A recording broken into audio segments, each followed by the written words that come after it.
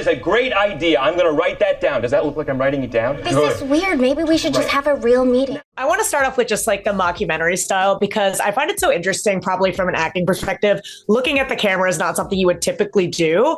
And every character has a different relationship with the quote unquote crew. So I'm curious how you found that, doing that in the beginning, and how was finding that stride, and how do you describe your character's like relationship with the crew?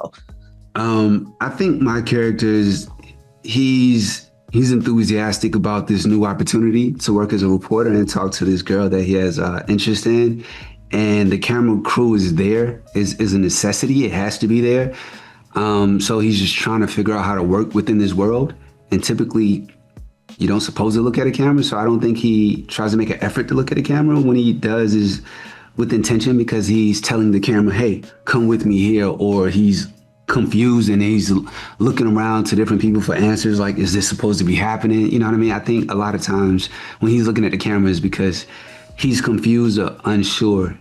And I think that was the trick, figuring out his relationship with the camera, and I think that's it. I think Nicole's relationship with the camera is still changing. I think in the beginning, she's incredibly uncomfortable with it. And then later on, as she opens up, you kind of see more of like what's going on. But I think it's very new for her. It's very new for me.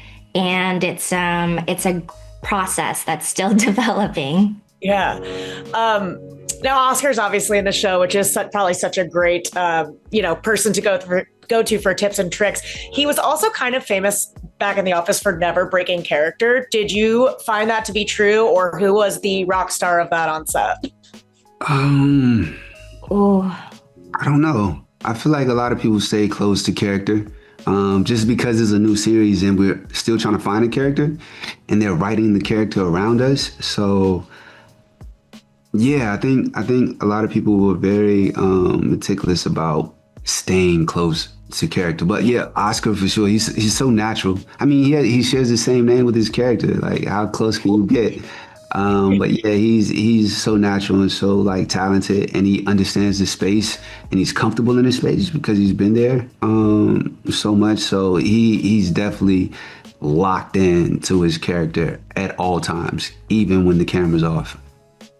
I've also never, now that I'm thinking back, I've never seen Tim break, like, at all. Timothy. Right. I can't think of a moment where he's broken like a take or laughed or... It's hard to know who these people really are. Who are you? Yeah, like, people are upset. Also, one of my favorite elements of these shows, and they're just my references, The Office and Parks and Rec, but there's always all these like bloopers and clips that come out after of just people throwing out lines, and often those improv lines make the show. I'm curious if you have a moment, whether you can say directly what it is or not, that's your favorite of this season that you're looking forward to audiences seeing. Blooper moments, just like an improvised moment that wasn't initially in the script. Like, I know Donald told me he called Chelsea freaking Macaulay Culkin or something, and that was not in the script. I threw him that line. I was did? And I felt bad because Chelsea was like, oh. But I'm glad I didn't say it. Like, but no, I think it was great. I think Donald was very limber in a way that you wouldn't expect. So he'll like randomly throw his like legs over the back of his head, or like start moonwalking, and his physical comedy is great, and that always caught me off guard.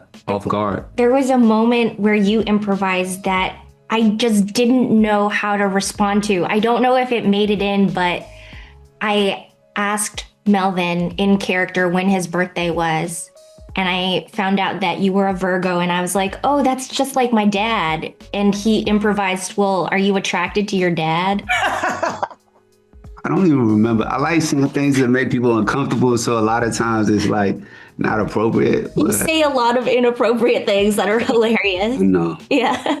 Not offensive though. Just yeah. Like, what are you thinking? No, obviously, I keep referencing this, but when I'm making comparisons, I'm obviously going to pick The Offices and the Parks and Recs and even Community. I'm curious what you think it is about the paper that makes it unique and sets apart from these other shows we might want to compare it to. I mean, I think it's as unique as you are from your cousin.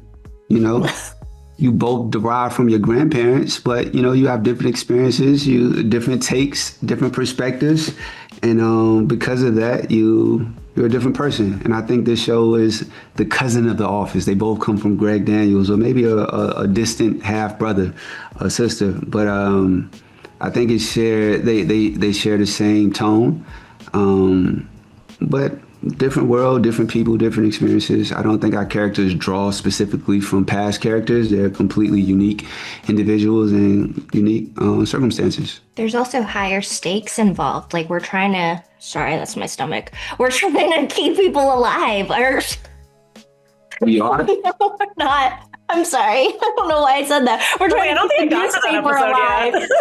Trying to keep the newspaper alive. It feels like a person. It feels like a person. A grandparent, right? Like you said, great grandparent.